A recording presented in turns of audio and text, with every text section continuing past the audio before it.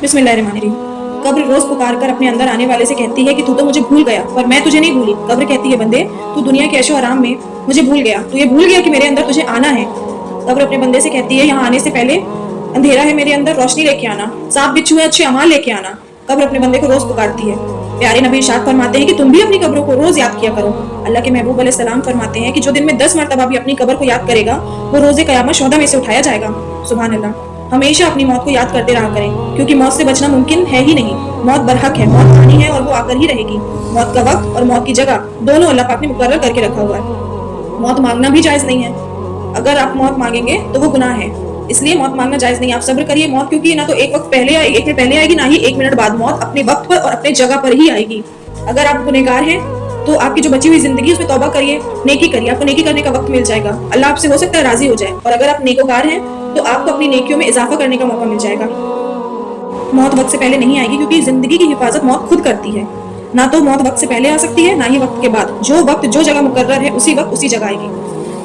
प्यारे नबी इरशाद फरमाते हैं कि जब मैयत को कब्र में रखा जाता है ना, तब उसके पास सियाह रंग के यानी काला रंग के और नीली आंखों वाले 2 फरिश्ते आते हैं और मुर्दे को आकर उठा के बैठाते हैं और उससे सवाल जवाब करते हैं। मुर्दे से फरिश्ते 3 सवाल करते हैं, तेरा रब कौन है, तेरा दीन क्या है, और नबी पाक के बारे में पूछते हैं कि इनके बारे में दुनिया में क्या कहा करता था, बता। प्यारे नबी इरशाद फरमाते हैं कि कब्र 2 तरह की होती है, या तो वो जन्नत के बागों में से एक बाग होती है, या तो वो जहन्नम के गढ़ों में से एक गड़ा होती है।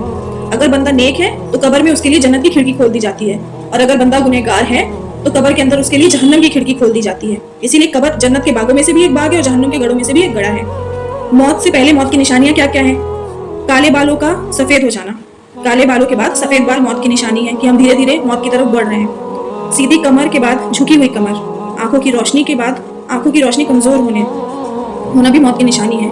कानों से कम सुनाई देने लग जाना। सेहत के बाद कमजोरी हो जाना।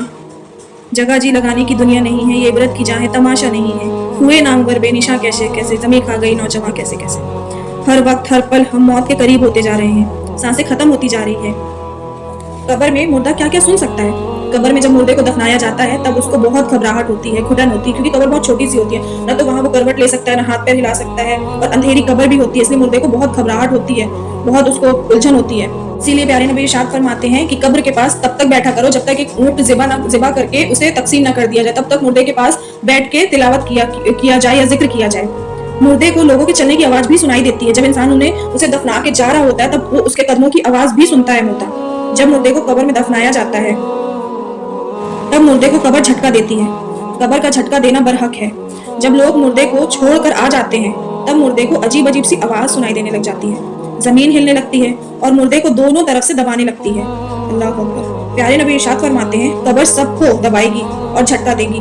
जब कब्र अंधेरी में अजीबोगरीब आवाज आ रही होगी तब वहां पर एक नूरानी चेहरे का नौजवान आता है और मुर्दे से कहता है, तुम घबराओ मत, मैं तुम्हारा दोस्त हूँ और मैं तुम्हारी दोस्ती निभाने आया हूँ। मुर्दा गर्दन मोड़ के कहता है कि तुम कौन हो?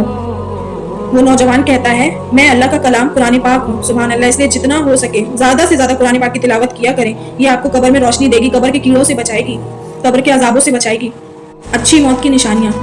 हादसे से जो मर जाता है वो अच्छी मौत की निशानी है। पानी में डूब कर मरने वाला अच्छी मौत की निशानी है।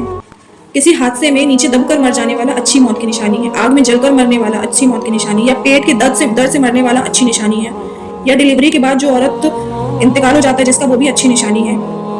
निमोनिया की वजह से जिसका इंतकाल हो जाता है वो भी एक अच्छी निशानी है मौत की, या फिर जिसके माथे में पसीना आ जाता है वो भी मौत की अच्छी निशानी है। पर हराम मौत नहीं, हराम मौत होती है अपने मन से नहीं। ये सब जो हादसे में हो जाए वो अच्छी मौत की निशानी है। जानबूझकर मरने वाला, हादसा या बीमारी की वजह से मरने वाला हुकूमी शहीद होता है। जानबूझ के मरने वाला अच्छी मौत नहीं होती, उसकी वो हराम मौत होती है। जो हादसे से मरता है उसकी मौत अच्छी मौत होती है, और ये हुकूमी शहीद का दर्जा मिलता है उनको। प्यारे नबी इरशाद फरमाते हैं, जितनी तकलीफ चींटी के काटने पर लोगों को होती है उतनी तकलीफ भी नहीं होती शहीद को। सुभान अल्लाह। जो कुफ्र पर मरा उसको बुरी मौत कहा जाएगा, वो बुरी मौत होती है। इसलिए कुफ्र पर ना मरे, अपने मन से ना मरे। जिसने जिंदगी दी है वही जिंदगी लेगा। मौत से थोड़ी देर पहले क्या होता है? मौत से थोड़ी देर पहले मौत के फरिश्ते आ जाते हैं। पहले फरिश्ते आते हैं, उसके बाद आखिरी में मलकुल मौत आती है।